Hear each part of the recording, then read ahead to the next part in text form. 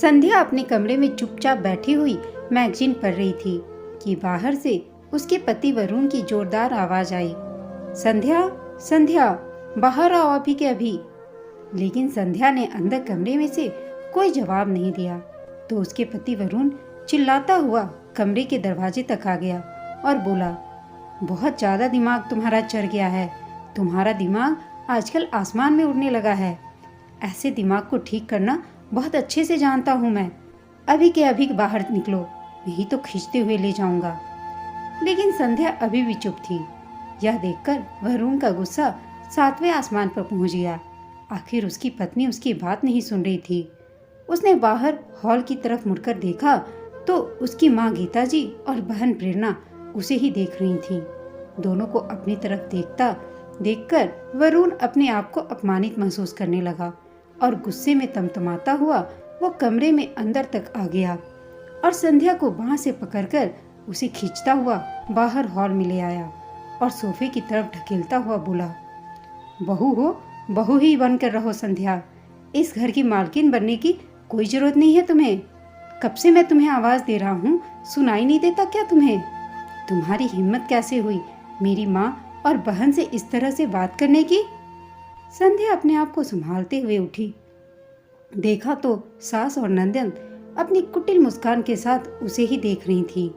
आखिर उनकी जीत का सेहरा उनके बेटे ने उनके सिर पर बांध ही दिया था। अपनी पत्नी की बात सुने बिना आखिर उनके कहे में वह वरुण आ ही गया था। संध्या ने अपना दुपट्टा सही किया और फिर वरुण से कहा, क्या बात है वरुण, क्यों इतना चिल्ला रहे हो मुझ पर? संध्या को इतनी शांति से बात करते देखकर वरुण और ज्यादा गुस्से में आ गया। वो लगभग जोर से चीखते हुए बोला, कैसी बेशर्म औरत हो तुम। यहाँ घर में इतना हंगामा हो गया तुम्हारे कारण और तुम पूछने में तुम्हें शर्म भी नहीं आ रही है कि क्यों चिल्ला रहा हूँ मैं? संध्या बोली, क्यों, ऐसा क्या कर दिया मैंने? संध्या ने बड़ी शांति से कहा। वरुण ने कहा, क्या कर दिया तुमने, ये तुम पूछ रही हो? तुम्हारी हिम्मत कैसी हुई मेरी माँ और बहन से इस तरह से बात करने की? आस पड़ोस की औरतों के सामने तुमने उनकी बेइज्जती की है। अभी के अभी माफी मांगो इनसे, वरना इस घर के दरवाजे तुम्हारे लिए हमेशा के लिए बंद हैं। अच्छा, भला मैं क्यों माफी मांगू? उन पड़ोस की औरतों के सामने ये दोनों मेरे माता पिता के बारे में कितनी बेहूदी बातें कर रही थी। संध्या बोली, उन्हें जाहिल गंवार पता नहीं क्या क्या कह रही थी, वो नहीं बताया इन्होंने तुम्हें? संध्या ने कहा तो वरुण के कहने से पहले ही वरुण की माँ गीता जी अपने कानों पर हाथ रखते हुए बोली, हाय राम, देखो तो कैसे अपने पति से जवाब लड़ा रही है ये। यही संस्कार सिखाए हैं इसके माता पिता ने। अरे बहुएं तो होती हैं जो अपने ससुराल की बातों को ढक कर रखती हैं, और ये बेशर्म सबके सामने बड़े ही शौक से बता रही थी कि आज मामा ससुर आए थे, इस कारण इसके हिस्से ठंडी रोटी आई थी और वो इतने बड़े कंजूस निकले कि 100 रुपये ही सगुन में मेरे हाथ में रख कर गए। अरे मेरे भाई के लिए इतनी बड़ी बात कहने से पहले 10 बार सोचती तो सही कि ये बात ये कहाँ कह रही है, किसके सामने कह रही है। अरे हम सब खाना खा चुके थे, अगर तूने तेरे हिस्से का गरम खाना खिला दिया उन्हें तो कोई एहसान तो नहीं किया? क्या क्या गलत कहा था मैंने माँ जी? जो सच है वही तो कहा था। संध्या ने कहा, आप भी तो मेरे माता पिता के बारे में बातें कर रहे थे उन लोगों से। आखिर प्रेरणा भी कहाँ पीछे रहने वाली थी, वो भी इन सब बातों में बीच में ही कूद पड़ी। ऐसी क्या बेहूदी बातें कर दी आपके माता पिता के बारे में भाभी हमने, जो आपने इतना हंगामा किया? जो कहा है सच ही कहा है। आपके माता पिता अपने दामाद की इज्जत तक नहीं करते, गंवारों जैसा व्यवहार ही तो करते हैं। अब सच सुनकर आपको मिर्ची लग गई तो हम क्या करें? मिर्ची किसे लगी वो तो मुझे सामने ही दिख रहा है। मैंने भी तो सच ही कहा था प्रेरणा। संध्या बोली तो वरुण उसे चुप कराता हुआ बोला, बस बहुत बोल लिया संध्या तुमने। तुम्हें इस तरह अपने ससुराल वालों के बारे में पड़ोसियों के सामने बात नहीं बनानी चाहिए थी। तुम सबके सामने हमारा अपमान कर रही थी। अब चुपचाप मेरी माँ और बहन से माफी मांग लो, वरना। लेकिन संध्या शायद झुकने को बिल्कुल भी तैयार नहीं थी। वो भी अपना आवाज को बुलंद करती हुई बोली, वरना? वरना क्या कर लोगे वरुण तुम? संध्या को चुप न होता देखकर वरुण ने उस पर हाथ उठाने की कोशिश की, लेकिन संध्या ने उसके हाथों को रोक लिया और उसकी कलाई को कसकर पकड़ते हुए बोली, बस करो वरुण, मुझ पर हाथ उठाने की कोशिश की तो मेरा हाथ भी तुम पर उठ जाएगा।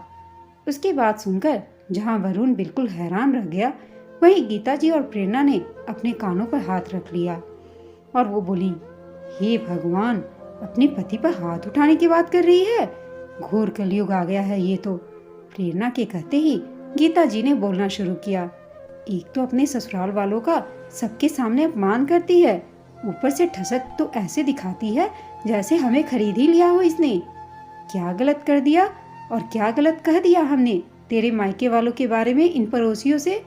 अपने दामाद की ऐसी आवभगत कौन करता है? खाने में रोटी सब्जी बनाकर खिला दी और 1100 रुपये का सगुन थमा दिया और इसके बाद विदा कर दिया। अभी गीता जी बोली नहीं थी कि प्रेरणा भी बीच में बोल पड़ी, हाँ माँ, और तो और ऊपर से दामाद से घर का काम भी करवाया और कोई नहीं था आसपास में जो अपनी दवाई भी दामाद से मंगवाई, ऊपर से उसके पैसे भी नहीं दिए।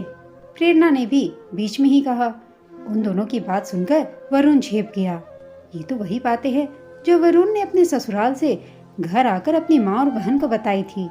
वो तो अक्सर हर बात आकर घर पर बता देता था, पर उसे तो बिल्कुल भी अंदाजा नहीं था कि उसकी माँ और बहन इतनी छोटी छोटी बातों का तिल का तार बना देंगी।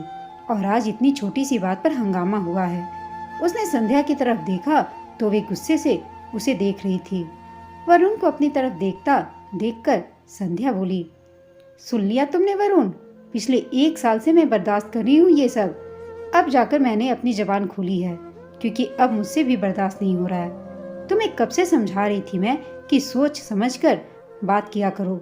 बहू के मायके की छोटी से छोटी बातों को भी पकड़ा जाता है, लेकिन नहीं, मेरी माँ है, मेरी बहन है, वो लोग ऐसी नहीं हैं। अब क्या हुआ, सुन रहे हो ना अपने कानों से?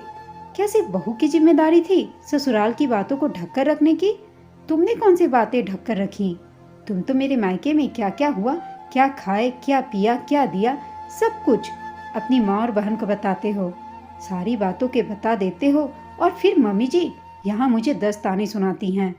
अरे मुझे सुनाती तो सुनाती, साथ ही पड़ोसियों के साथ बैठकर मेरे मायके के बातें सुनकर चटकारे ले लेकर वो किस्से सुनाती हैं। आखिर ऐसा क्या कर दिया मेरे माता पिता ने?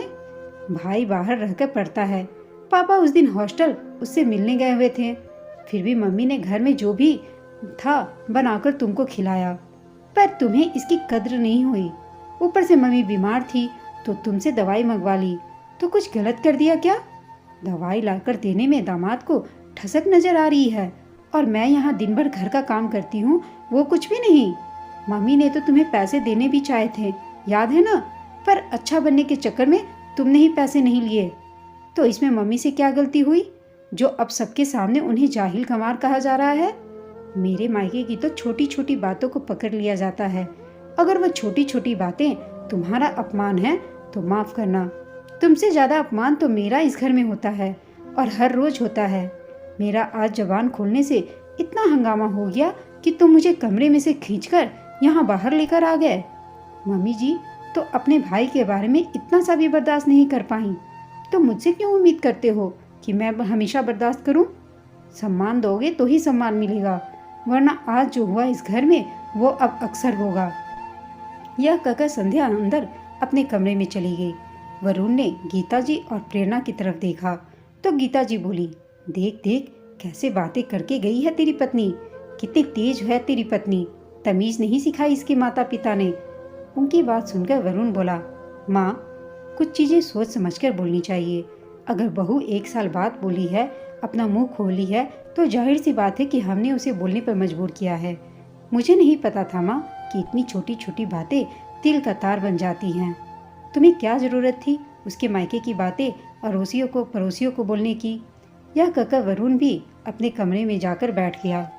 वरुण के जाते ही दोनों सास और ननद अपने अपने कमरे में चली गईं और दोनों को यह नहीं समझ में आ रहा था कि आज उनके बेटे को क्या हो गया।